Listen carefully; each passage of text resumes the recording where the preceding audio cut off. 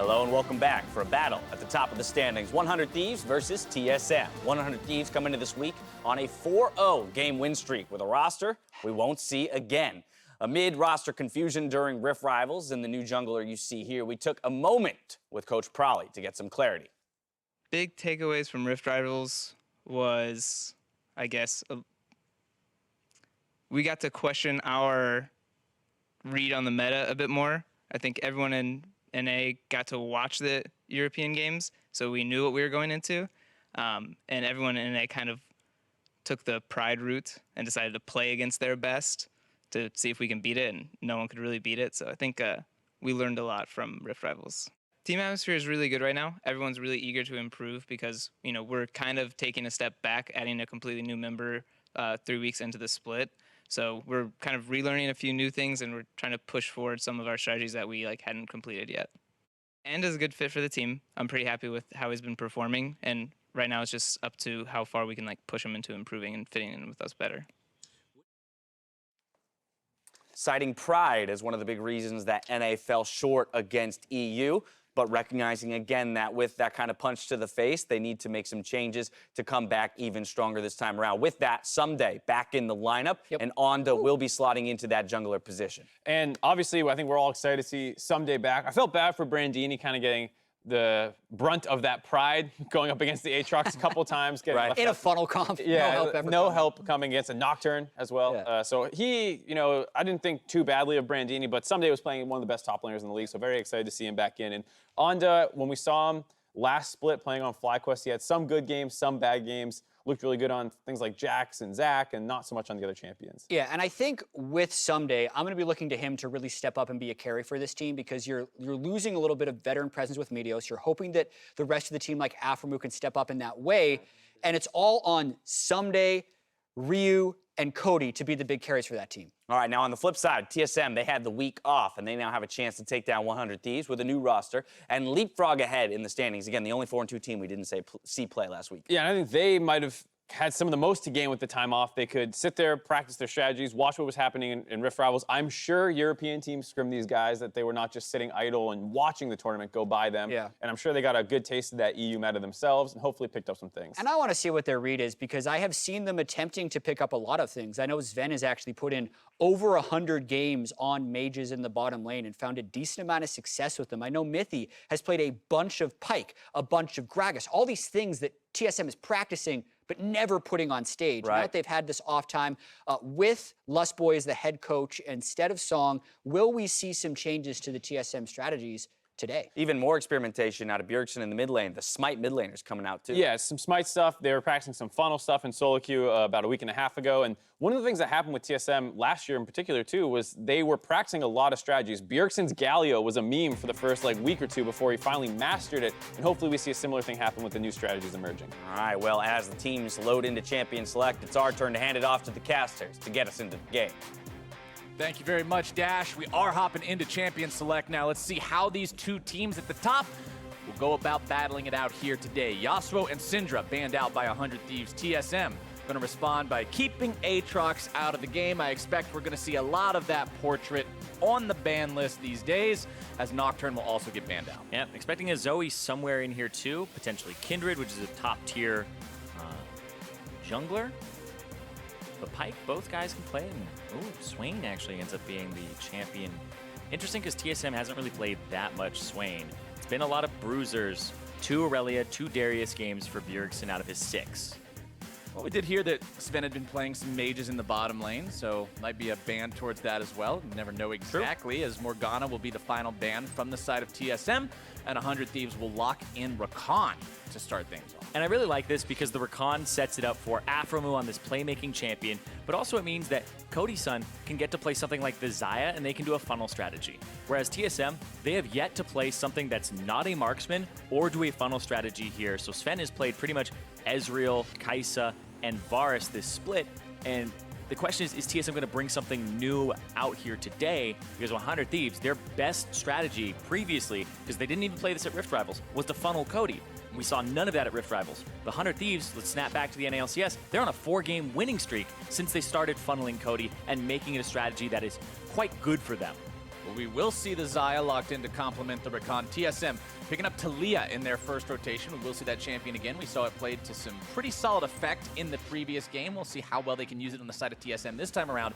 Alistar also locked in over there, as Dr. Mundo will go where he pleases on the side of 100 Thieves. The question is, are they just going to lock in another thing like the Darius here for TSM? Because right now, Hauntzer has not shown pretty much anything this split. 4 Aatrox games before the changes and 2 Dr. Mundo games. So Darius, the counter pick that you would assume would come through in that top lane, because Dr. Mundo, it was pretty much before in the last 2 weeks, Dr. Mundo was just like, oh, you blind pick him, he's fine. The matchups he loses, he doesn't lose them that hard. He cleaver farms under turret, he gets extra AD for last hitting with his E, so he should be able to just kind of sacrifice the lane. And the Darius will zone you, sometimes force you to fight if he freezes, and so it's a really good champion in terms of counter pick to the Mundo. And you can see, generally when I see a champion with a stat like that, a win rate as high as 80%, that generally indicates to me it's not a general pick, and it is something you specifically use to counter another strategy. Exactly, and that means that they had this kind of in mind. We just saw this matchup in the Echo Fox Counterlogic Gaming game, and it did kind of decide the game from the top lane and trickle into other lanes.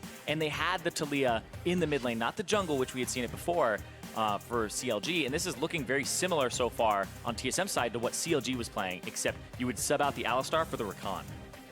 Second part of the ban starting up as Galio is banned away by TSM. Varus banned out by 100 Thieves, targeting the 80 carry pool a little bit there, expecting Zven to stick true to his roots, not play any of those mages, instead going for the marksman type champions. Kai'Sa's actually been pretty absent. Rageblade nerfs happened, but she's still a fantastic champion, even to funnel, but it looks like so far in our first 2 games, we have not seen her banned or picked. We will see the Zoe ban that you were potentially expecting during the first ban phase. Did make it all the way through the first half of the picks, but will be taken off the table now as the final ban of the game for TSM. 100 Thieves with 5 seconds to respond with their last ban before TSM gets that next pick, and it's Shen that they're going to keep away from TSM support. And this is an interesting position for TSM to be in, because 100 Thieves, they may have either their bottom lane or their funnel jungler plus mid lane locked in here. But the top lane is pretty ambiguous. I mean, I'm pretty locked in, sorry. The rest of it's ambiguous. So they could actually, 100 Thieves could lock in something that is a bottom lane combo here, and like a mage plus, I was gonna say Fiddlesticks, but like a bottom lane that has mage in it and a support, and try to just change things up and go back to the strategy that they had previously before Onda was on the roster. See how they decide to play against this now, especially that they know their opponents have a Fiddlesticks, they have an Alistar. Which means something different's gonna happen here for TSM. You have 2 quote-unquote supportive champions. So you might have a Taliyah plus Fiddlesticks bottom lane, and they're waiting for that mid lane pick to come through. And right here, 100 Thieves, this might just be funnel. I have seen some people play Assassin mid Pyke. Don't think it's amazing, but I don't think you're gonna see that either. Not in professional play. But it's aphromoo Pyke. He's somebody who was playing it before anybody else was really, and just jumped on that champion set. I really like it. Vladimir Pyke bottom lane is what it's going to look like here, with a funnel once again potentially for Cody Sun in that mid lane. And I like this from 100 Thieves because they're funneling their marksman player, putting him in the mid lane, and they're taking their mid laner who plays mages normally and putting him in the bot lane. So it's not this marksman player that has to learn how to play Vladimir or Swain or anything like that. It's the mid laner who already played those champions who just has to learn how to shift it to the bottom lane. You said, Zyrene, when we were talking about Rift Rivals, when we were talking about TSM, you said, I'm sure they were scrimming the EU teams.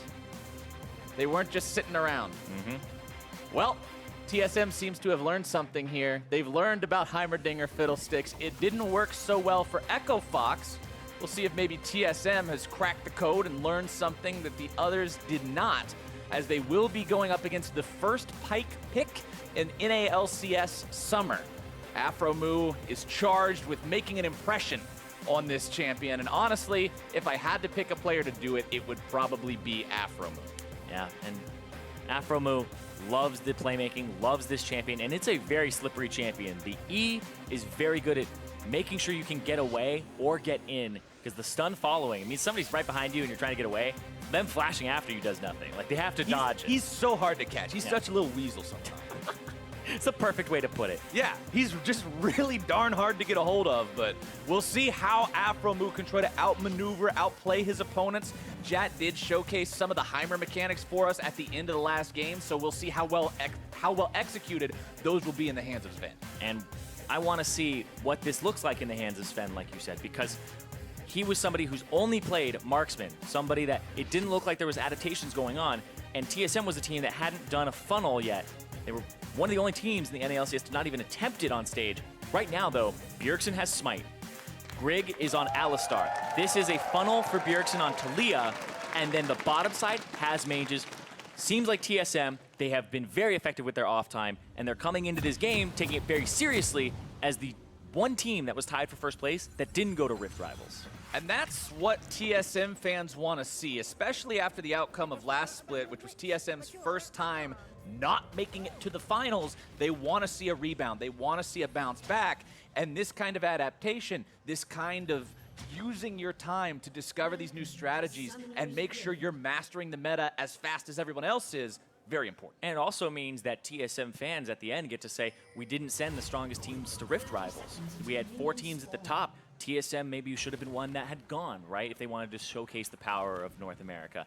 And that would give them bragging rights here if they're able to take down 100 Thieves, who really did have a very lackluster tournament. And this is also 100 Thieves' chance to show that all those roster swaps that were so controversial and so talked about were for the best. If they can come out and make an incredible showing here in their first game with the new roster, going up against one of the other teams that is tied for first, that's one way to inspire confidence in your fans, to say, stick with us on this, trust these decisions, this is going to work. Exactly. It's kind of like, it's a process that eventually is going to work itself out here. And I wonder what's going to happen, because Bjergsen has Smite. He'll start on the red buff and then smite it, I would assume, because it's a funnel here where the Alistar will hold the lane.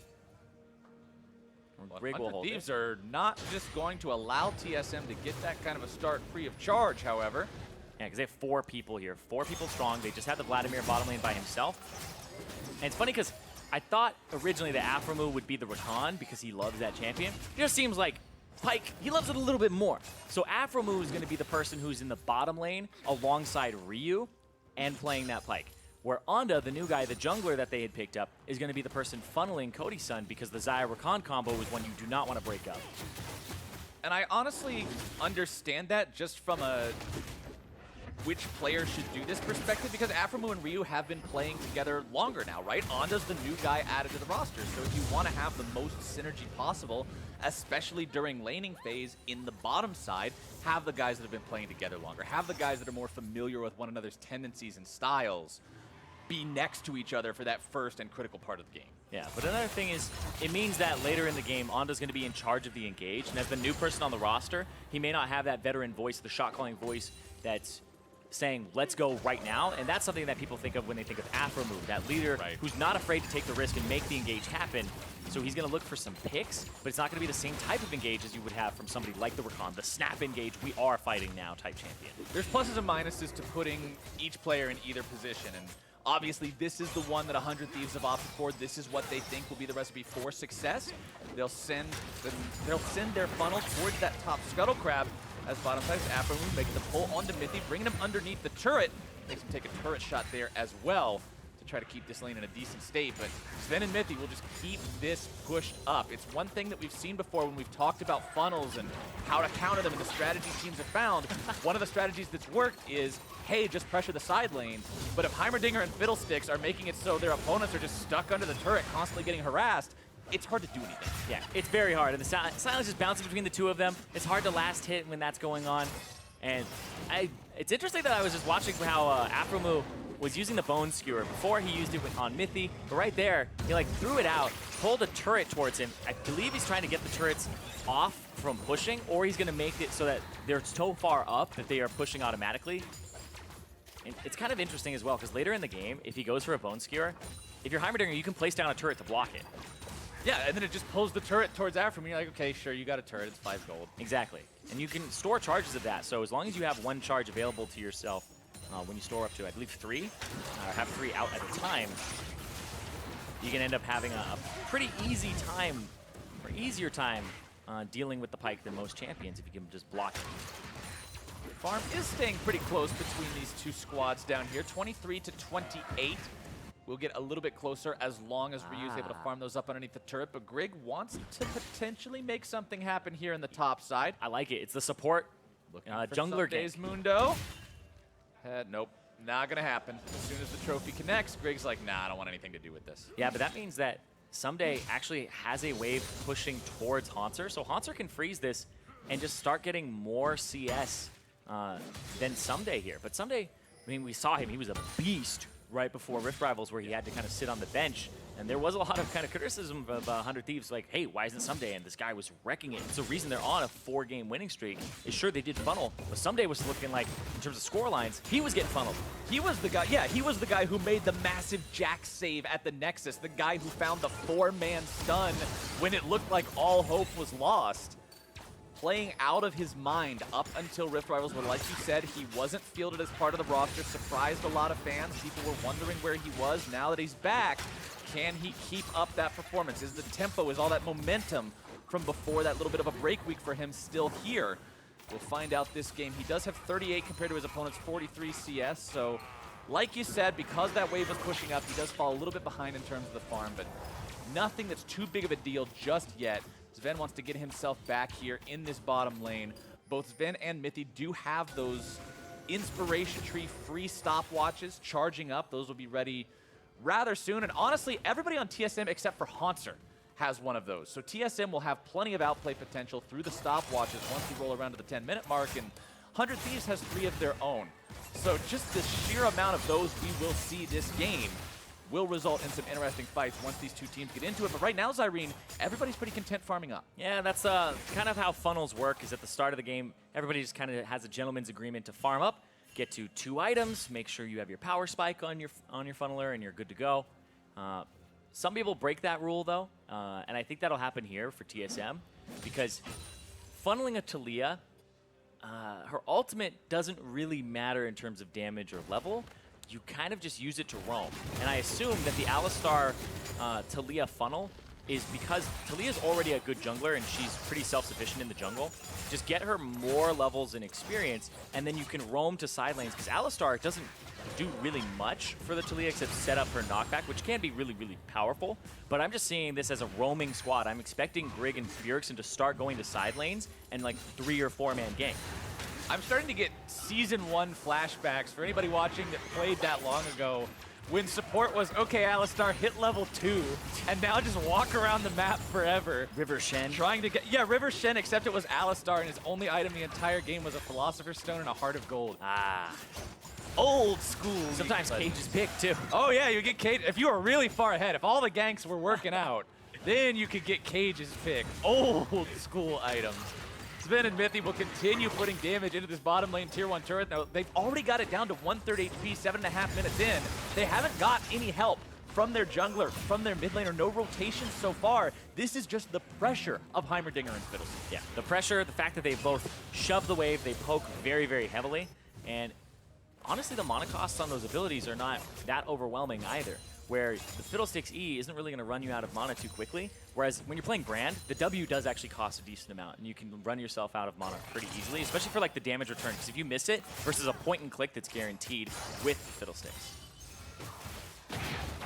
On to still level 5, Grig the same, so neither one of these two supports having that big ulti power just yet. Cody and Bjergsen both level 8 on these funneling champions.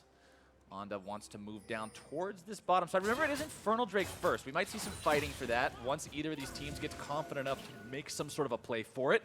I would expect that to be TSM before 100 Thieves with the amount of control they have over the bottom lane. Yeah, and something that I'm noticing as well is mobility boots for Grig, first item. This is for him to run around, escort Bjergsen, go for plays, and right here, they have the mid lane shove. Are they going to go for the bottom lane, like you said? Because you said Infernal's up. Seems like a perfect time to actually go for that Drake. Like you mentioned, Taliyah is a champion that's very capable of jungling. Does a lot of damage just shredding through the Infernal Drake's health bar. As long as she's got enough room to create more worked ground, she can get the objective very quickly, have Grig tank for it. Meanwhile, bottom side, I heard you like objectives. I got some objectives for your objectives. The tier 1 turret goes down in the favor of TSM. The Infernal Drake will join it shortly thereafter, just 9 minutes into the game. things are going according to plan for them. And that was really good from TSM, because what they did is they used the map to their advantage. Blue buff was coming up for 100 Thieves on the opposite side, and it's all about efficiency when you're funneling. So Bjergsen and Grig knew that when they pushed up that mid wave, the next thing that Cody Sun and Onda had to do was answer the wave and then go to their blue buff if they wanted to keep that timer cycling. And so they were able to go to the opposite side of the map, pick up the Infernal Drake, and go for the turret. And the reason that Ryu and aphromoo had to back up is because they don't have any vision in that area. They just saw Taliyah and Alistar go into Fog of War, and Two of the deadliest roam champs there are. Exactly. So it was really well played from a macro sense, because it was basically they were putting 100 Thieves in check. And 100 Thieves couldn't be aggressive. They had to move their king away. TSM feeling good about these plays so far, up 1,500 gold with the bonus stats from the Infernal as well. Now seeing if they can make anything happen here in the mid lane. Mithy rotating around now. He's been freed up from needing to make sure he's staying bottom and applying that pressure with the turret already down. It's Zven who's made his way to the top side. He'll start pressuring this top side now against the Mundo, who's not going to have a super fun time trying to deal with Heimerdinger like that. Yeah, this is actually a really interesting funnel composition from TSM, because funnels are usually very focused on just making sure this one champion is very strong. This actually seems like a pressure funnel, where your champions aren't things like Lulu that are going to buff people up or Shen that are going to protect them. It's like these are engaged champions, Alistar and Fiddlesticks. When you rotate around the map and you have that pressure bottom Heimerdinger that gets you the turret, you start getting these turrets faster than your opponent. You start threatening engages from Fog of War, and you control vision harder. This is a very pressuring funnel composition that if you don't play against it correctly, you're probably going to have a lot of early deaths against it.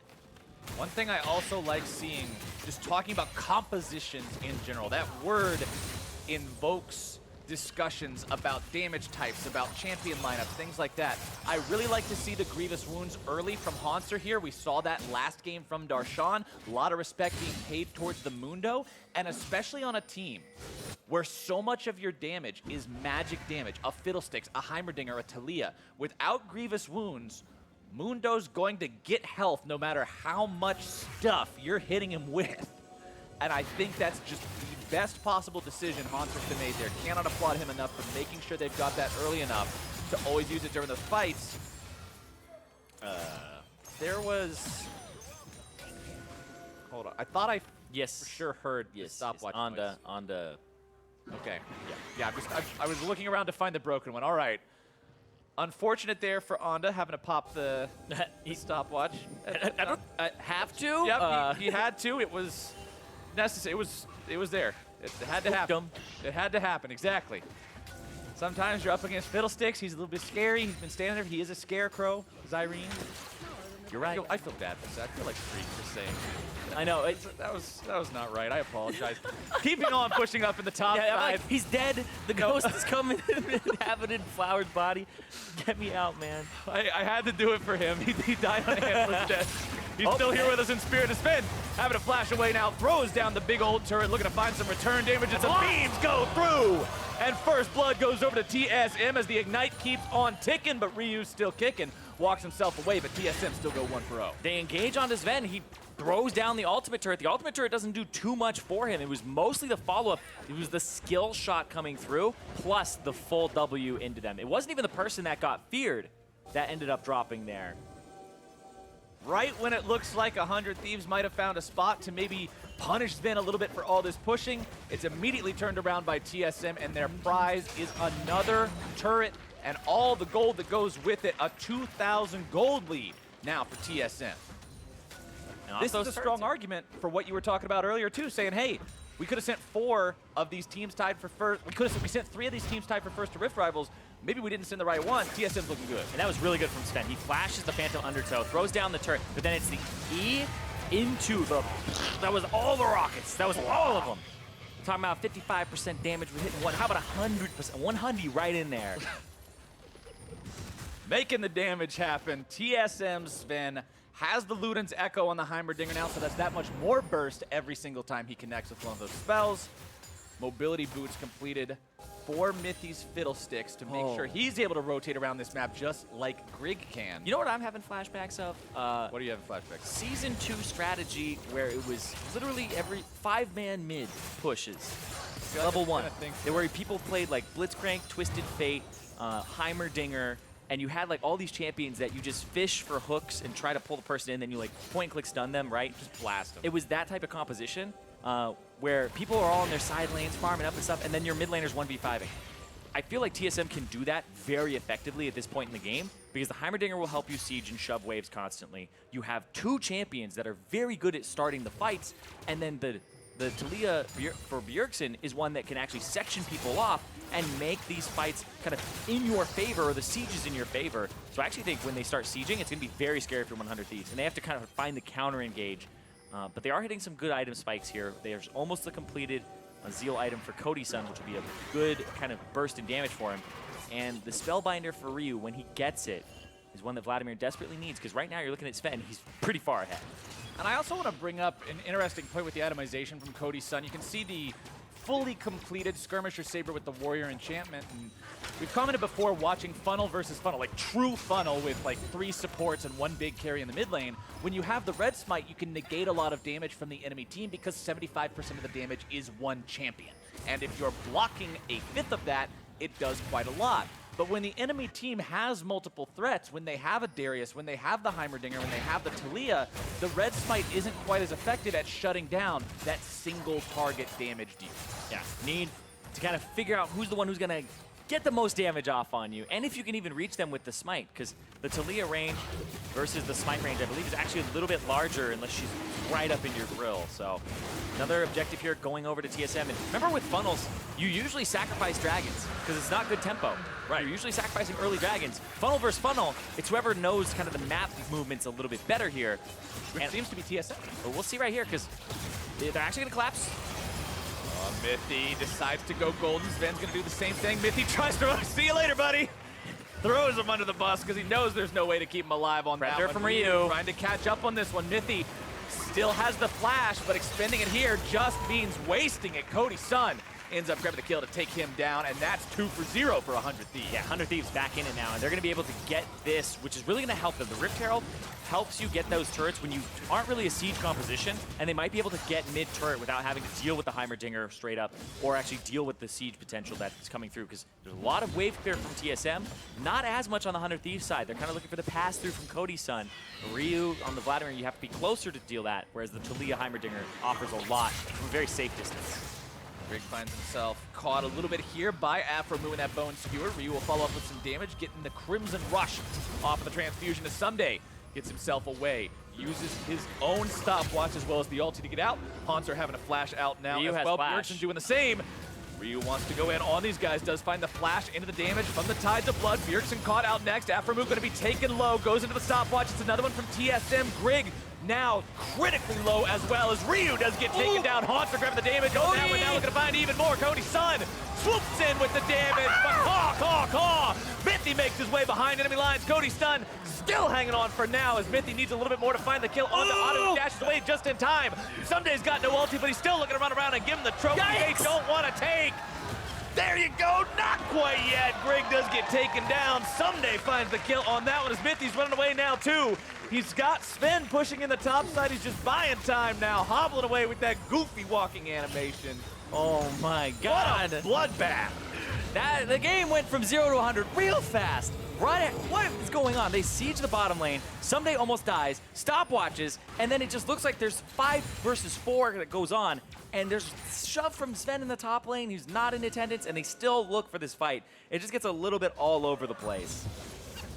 That was one of the crazier ones. Let's take a look at the Acer Predator replay here, see exactly how it all went down again with this flash from Ryu. Yeah, Ryu went in with the flash, goes for Bjergsen. There's the stopwatch from aphromoo. Gets a little bit away, comes back in, and then Ryu gets ignited. Didn't have the E going through. Cody Sun finally shows up, tries to get the pass through. Grig stopwatches. Boom, everybody's golden. It's a Midas touch fight right here. Mithy comes in, gets the fear, pushes that towards Bjergsen, but he actually doesn't get pushed completely in because I think Bjergsen dies right before, and so it stopped him from being shoved all the way in. And it's just this gigantic fiasco in the bottom side. Meanwhile, Sven's in the top, just chilling, doing Heimer stuff, and then Mithy gets away. It's like, don't hurry, it's my birthday. I love that Fiddlesticks skin, by the way. That's my favorite skin. The silly noises it makes are pretty fantastic, I'm not gonna lie. It's also got that extra, like, makes my eye twitch when I get feared by a Fiddlesticks, and it's like, and I'm like, okay, come on, man, just let me reach you. Honk, come on. For like the 30th time in the game. They're not going to have a fun time trying to reach him as the game continues. Level 9 on Mithy's Fiddlesticks does mean a maxed out Terrify, so max duration on that one, which I believe is, yep, 2.25 seconds. On a targeted ability is incredibly effective CC for anybody who oversteps their bounds in these team fights. Yeah, and no 3 cleanses this game. No. Like CLG had versus the Fiddlesticks. Even though Fiddlesticks was kind of like the only CC, it was Fiddlesticks Heimer, and they brought triple cleanse to make sure that they would never die in that bottom lane. And right here for 100 Thieves, they might have to buy some QSSs later. There's one already on Cody Sun to make sure that doesn't happen again. Ryu looking to flank this fight, though. Here comes your channel.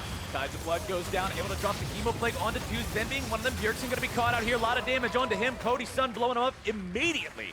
And 100 Thieves seem to have found their stride here in the mid-game. And that's interesting because Bjergsen's a lot of the damage. Now Zven, Hauntzer are kind of the ones that have to take up the reins. And 100 Thieves, the Baron just spawned. The smite is down. I think they're just going to go for push here. Try to go for 2 charges off of Shelly. Shelly rearing to go for another one. There we go. Kapow! Takes down 60% of the turret's health just like that. As they got Grig. Finish off the rest. Grig using the ultimate to keep himself alive. Not too worried about going down there, but forcing out that ulti severely restricts his playmaking potential until it's back up.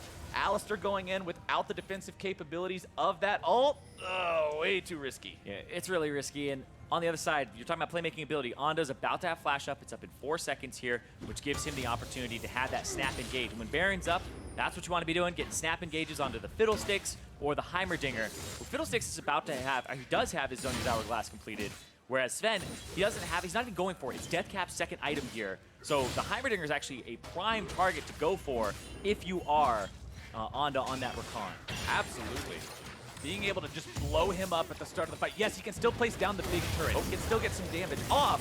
But bottom side, it's Ssumday, who's now finding himself eating a whole lot of damage. Apprehend pulls him back 3 people. Fight, That's and 3 there people. you go. TSM brings 3 to the bottom side to pick off the enemy top laner. What's the response from 100 Thieves? What do you do with this information? They're hanging around the Baron pit. They're looking to find some vision, but they won't start the objective themselves. And now it's Hauntzer bottom who will be able to push up, take down this tier 2 turret, put more money in TSM pockets, and they bite back. Yeah, that was 3 people bottom on Ssumday. They were in position for Baron. They start it, half them start it, and then they just stop it. And they don't even actually do the Baron at all, or even start it up past a certain point where people were kind of just tickling it for a little bit. There's a hesitant play there where I believe it's because there was a teleport and that Bjergsen was there, and Taliyah gets to places really quickly. Ocean Drake live now. That's the second Ocean Drake this game. 3rd elemental overall. TSM with complete control over that so far. We'll see if 100 Thieves end up putting themselves in a spot where they can contest that as time moves on. But the big contest right now, the name of the game seems to be that Baron area. Ryu wanting to use the Predator to get himself away. Has to flash out of the seismic shove as well. Bjergsen puts that one down just right as Ryu will get himself out. There's a really good use of the Spellbinder there. I don't think I've seen it for escaping a lot. It's mostly when you know you're going to be going in. So it's a really good use of Predator and a really good use of the Spellbinder on top of that. So I actually have to commend Ryu for that escape because it was really well done, especially since you play in Vladimir mid, you usually had something like Ghost to back you up, or you were running Predator. Sometimes remember back in the olden days before all these items got changed around and Vladimir almost always wanted to take Ghost just because it's like, hey, I got to get in there. But now you've got Predator. We've seen Vlad's build things like Shirelia's Reverie. We've seen things like the Spellbinder. There's so many different tools that the champion has to speed himself up and make it so he can do maneuvers like that. Yeah, and I thought it was strange because Vladimir became a bot laner and Predator actually, people stopped taking it on it. They started taking things like the electrocute a little bit more frequently. I saw like parry every now and then, but just seemed like he wants to flank because he knows how to do it. But look at that, aphromoo dead. Oh, aphromoo just instantly getting himself deleted. Onto tries to respond with initiation of his own. Mithy's going to be taking very low, survives for an extra second. But so far it's 1 for 1. Hauntzer goes into a stopwatch now to buy himself a little bit more time, but he's still deleted. Ssumday grabbing the damage on that one as 100 Thieves will also take down Grig. It's Bjergsen and Zven against the world as they kite themselves backwards. 2 fantastic champions for the job. Cody Sun getting himself out now. 100 Thieves will walk away with a 3-for-1 fight. 3 for 1, and that's aphromoo dying at the beginning of it, but there's just all these stopwatches where I never know when they're going to end. I know. And I mean, neither does Mithy, because he threw it down there, and he ended up dying literally like the frame that the Hemo Plague went off. And so he just dies to just coming out of the No, stopwatch. I don't mean the duration of the stopwatch. I mean, when are we finally going to run out of stopwatches and inventories? Because I thought we ran out of them 5 minutes ago, and I'm still seeing top laners go golden. Yeah, that's the one where Darius went golden. I was like, oh, okay, we're still playing that game. All right. Cool. We're still there. Because there's 2 stopwatches, or I guess 2 hourglasses completed, and then we're free flowers. There's no more. There's no more left. People might buy some. But Bone Skewer to flip Mithy to the other side. And then aphromoo gets locked up before he can Phantom Undertow. And then it was a really good ultimate and lock up there onto Mithy. And then Mithy gets out and he just dies. And on the right side of the fight, though, this is where they get to regroup, because Cody Sun had so many feathers. The pull-through damage there onto Hauntzer and Grig, who went for the backline there, they just both get eviscerated, and it made it that 3-for-1. There was almost nothing that Mithy was even able to contribute in that team fight. Fiddlesticks not ulting during a team fight, it just feels really terrible for him and his team. And 100 Thieves did a great job of shutting that potential down there and counter-engaging when it looked like they might have been in a really bad spot. Now they continue to push up the mid lane. Cody Sun, with a little bit of firing time onto this turret, is all he needs to secure that first tier 2 here for his team. And this has been the winning strategy for 100 Thieves. Funnel Cody. They didn't play it at Rift Rivals at all. They played like a Funnel Levi composition. They played like a Misfortune at the bottom lane. They never funneled Cody. And so they had this awful record with that lineup and with the strategies they were using. But they're 4-0 in their last 4 games. And they're looking to make that the 5-game streak here up against TSM that's tied with them in the standings, which would be huge. And it's showing that that's the winning formula, is Cody plus the other guys, which was working for them at the end of last split. Plus the other guys, which, remember, happens to include a brand new name on this roster with Onda showing up. And so far, yeah, another guy that happens to be sitting at 8 out of 9 kill participation with 0 deaths so far. Onda's having a good showing in his first NA LCS appearance here at 100 Thieves. Yeah, he is actually having a really good showing. And I was about to kind of comment on the fact that the Rakan has to be in charge of the engages, and he got a really good mid-fight kind of counter-engage there and was able to lock up Mithy before he was able to hourglass very early on in it. Has the Zeke's convergence at a pretty reasonable time, and he's actually gotten a ton of gold from his support item. When I look across support items, there isn't always really a good kind of judge of like, oh, how much is a lot? But I'm looking at aphromoo, he has 1,100 from it. Then if you look at Mithy, he has 1,000. And on Grig, he's got 1,300. Onda has 1,700. So he's been running around, a lot of money, making sure he's getting all these cannon minions and being involved in all these fights. Very present. But look at that, Ryu hold in on the back line, but it's just going to be a disengage here. Mithy's looking for the perfect ultimate. Let's watch him. No chance to do it just yet. Whose party? Mithy? Whose birthday is it? Right now, 100 Thieves feels good about blowing that Alistar ultimate. They know that they've got that off the table here for the next minute or so. That's your window to try to force something. Make one of these team fights happen as Onda jumps towards Cody Sun, looking to make his engage. Forces the flash out of Zven. Good summoner spell pop there. Happy But birthday! Mithy wishes happy birthday to a minion wave, and now we'll see where the fight goes. It's Cody Sun. It's the trouble. The shutdown goes over to TSM. They find both of the duo as now 100 Thieves stand 3 versus 5, and TSM heads to Baron. Yeah, absolutely. Baron time. But Ryu may be the person who throws the wrench in the spanner here. Or the wrench in the works. Man. Anyway, Ryu, he's on the flank right now. Ryu's got to be the hero of the day. He's got aphromoo ready to help him. He's got Ssumday full HP here on the Mundo as well. Giving away the Baron right now popped. could be serious trouble. TSM there he still is. to make something happen. There goes your Hemo Plague flash over the wall into the Tides of Blood here as well. Ryu still looking to make the damage. Gets a massive heal. It's still TSM able to find the Baron, but at what cost? It's Mithy taken down next. Bjergsen just gets the hell out of town. He realizes there's no salvation for his teammate as 100 Thieves will collapse. It's Baron to TSM, but it's 4 kills over to 100 Thieves. And with only 1 man commanding the buff, you can't set up a split push with Baron. You can't get full use out of that. 100 Thieves makes the best out of a bad situation. And this is exactly why when I see a bottom lane marksman player play Vladimir, and there's a mid laner that's fully capable of playing the Vladimir, just having to move to a different lane, I want to see the mid laner play that damn champion because they pull off flanks like that. Marksman instincts are everybody create space for me. Vladimir is a space creator who's supposed to find flanks in the fight, navigate them appropriately, and cause as much havoc and chaos as possible. That's exactly what Ryu does here. At first, Mithy looks like he's targeting him, then he's forced to blow flash because he swaps targets to Cody. Cody drops, Onda drops, and it's a 5v3 when they started off. And this is perfect. You see aphromoo is off on the right side, making sure that everybody's kind of herded up to the top left, and they're waiting for it. Mithy is waiting to maybe fear Ryu. But Ryu goes in, throws down the ultimate, channels the E on top of it, and tries to hit as many people as possible. He doesn't actually get the most optimal E, and that could have been even more devastating for TSM. But the fact that he gets multiple people with the Hemo Plague is scattering everybody and forces these two sectioned off fights where aphromoo basically gets to 1v2, 1v3 on the side. He creates a good amount of space for his team. That's what I love seeing from a Vladimir player. Now 100 Thieves, even though their opponents got the Baron, are not in a spot where they're on the back foot. They're not defending against multiple lanes, multiple waves being enchanted with the buff, pushing into them at once. Bjergsen's the only one who can really give that blessing to the minions, and the Thieves feel confident still pushing up into enemy territory. Hauntzer will be on split push duty right now for TSM, but it looks like the team's calling him back. They're saying, hey, we got 100 Thieves knocking at the door. Let's make sure we don't put ourselves in a bad spot where we lose an inhib for free. Exactly. Make sure that they don't have all this split pushing happening on them.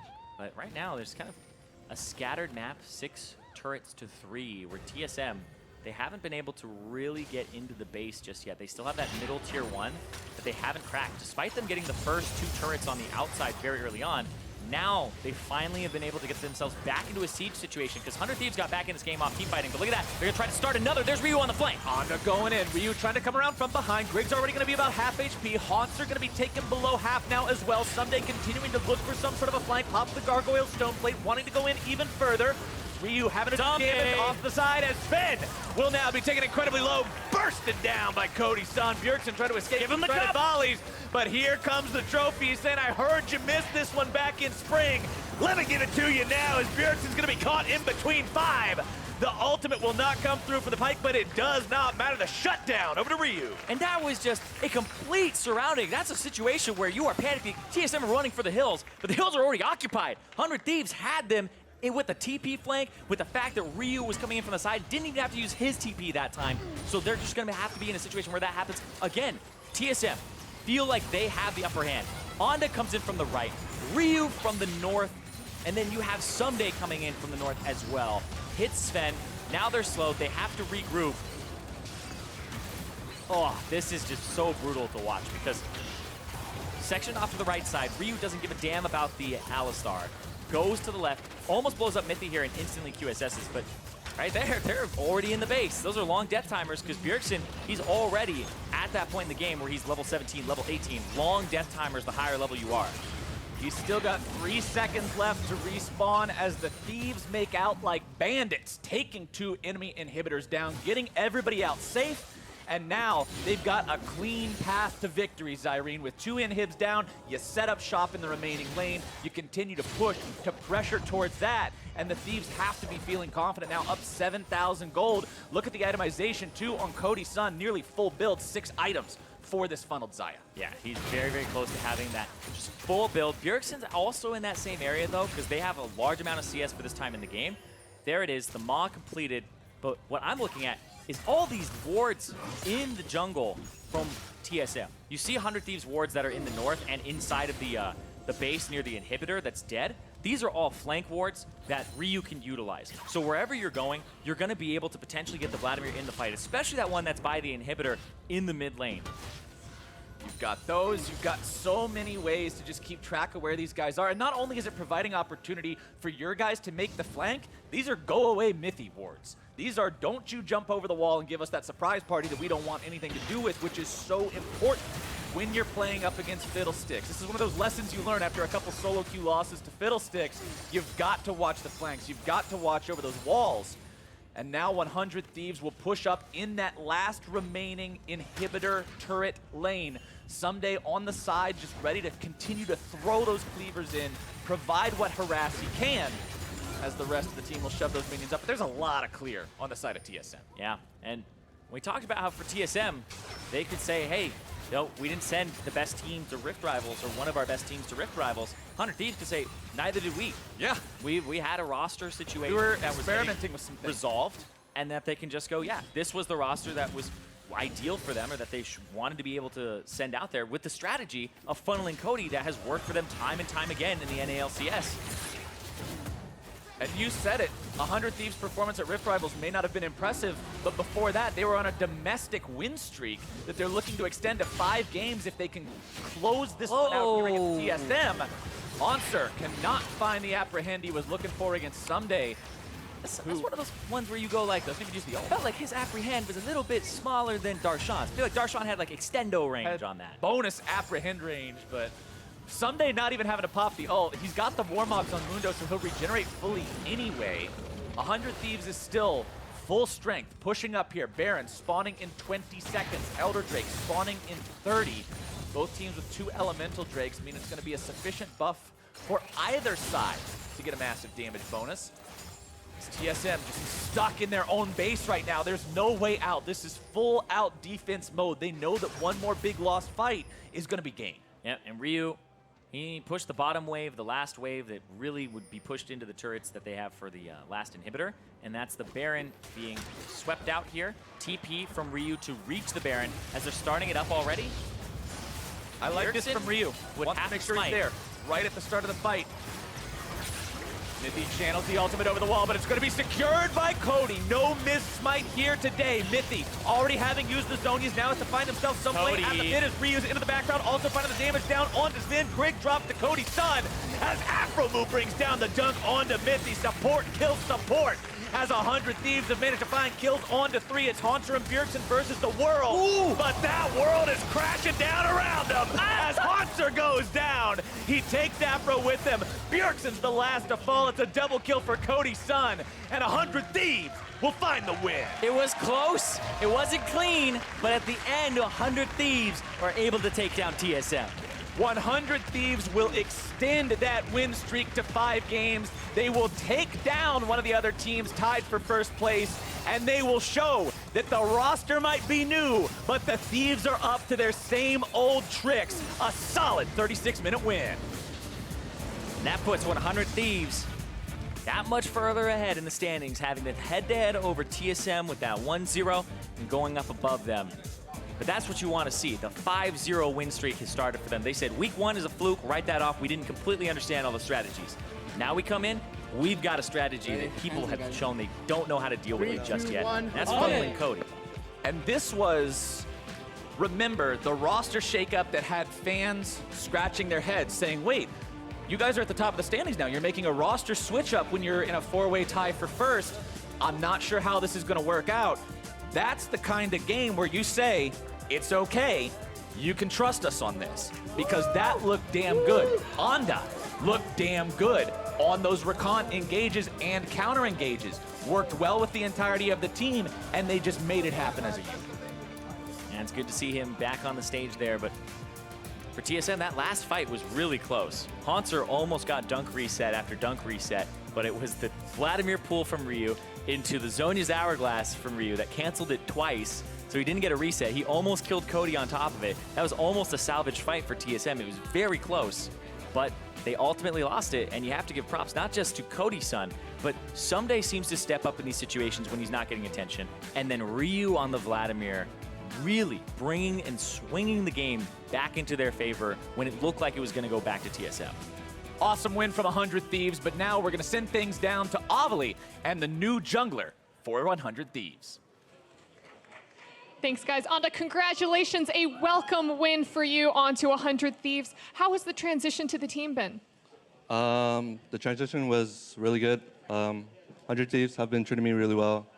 Moved into a really nice house, obviously, with our Rocket Mortgage house. And then, yeah, they've been giving me everything I need to succeed. Yeah. And with a new team, what kind of opportunities do you see for yourself at 100 Thieves? The biggest one was like the team has really good communicators in Ryu and aphromoo, and that's something I kind of like, I guess. So I think, yeah, that just makes it easier for me to succeed, and I think we can do really well as a team. Has there been anyone who's been maybe the most welcoming to you so far? I guess just Cody, because we're just friends for a long time, so yeah. Well, congratulations again on your win. And for more on the game, let's hear from the desk. Thank you very much, Avli. 100 Thieves picking up the victory here over TSM following struggles at Rift Rivals, but debuting the roster that they had intended to start following the trade, Onda and Meteos. There were a lot of questions surrounding what would be the strategic choice or decision of 100 Thieves with Onda in the roster here in Game 1 with him in the mix. Cody Sun funnel still the answer. Yeah, and of course they have to switch things around a little bit. aphromoo playing Pyke in the bot lane with Ryu as opposed to sticking Onda down there, which is what they were doing with Meteos before, but largely still the same strategy. The Xayah Rakan is a great combination for 100 Thieves. It's what they got a lot of their wins on last split as well, and so they're kind of continuing to do that. Yeah, and you also look at TSM's answer to it with the Taliyah and Alistar. That's a stronger pushing lane and a stronger roaming lane, and then TSM has winning lanes in the bot lane and top lane. So classically, this is very much an early game versus a late game team comp. Extremely so. You very rarely get 3 lanes that are so clearly winning, and TSM won the laning phase, but did not snowball the game hard enough to win the game. You hear people always say, don't give up 3 losing lanes because it's going to be horrible for your jungler. It's like you got 3 losing lanes and no jungler because you're funneling. So I don't know what 100 Thieves are supposed to do in the early game here other than do their best to withstand it. And they did withstand it to a degree, although I do want to point to that bot lane because once again we see a Heimerdinger picked up for the side of TSM. This time around, Zven showing a little bit better than Altec did. Yeah, and you could see them getting the turret very early on. They had a stronger command of the champion and of the lane than we saw in the first game where Echo Fox actually did play Heimer Fiddle as well. I got to watch Zven landing some of the turret beam combos in laning phase as well as there where you're putting the E out, then placing a turret to get the first shot to be a beam. And he actually double beamed right there because he landed his W afterwards. So Zven knew how to play the pick, but the team was just not aggressive enough. All right, so that's where we get to how Onda fit in with 100 Thieves and ultimately helped them along to victory here because as was mentioned, the early advantages fell in favor of TSM, but the team fights and skirmishes through the mid and late went in favor of 100 Thieves. I mean, double ER flash W, that looks pretty good to me. I think that's a great mechanical play following up on Ryu, who was probably calling that, who had that flank position. Yeah. And like you kind of hear in the interview, being able to follow up on people who have a large voice on the team makes your decision-making easier and it's much easier to slot in. Yeah, and I think it's a really important game for 100 Thieves to win. You're up against TSM, who's historically pretty high in the standings. They were actually coming into the day tied for first. He missed that engage, but I think that was more of a quick flash away from Zven.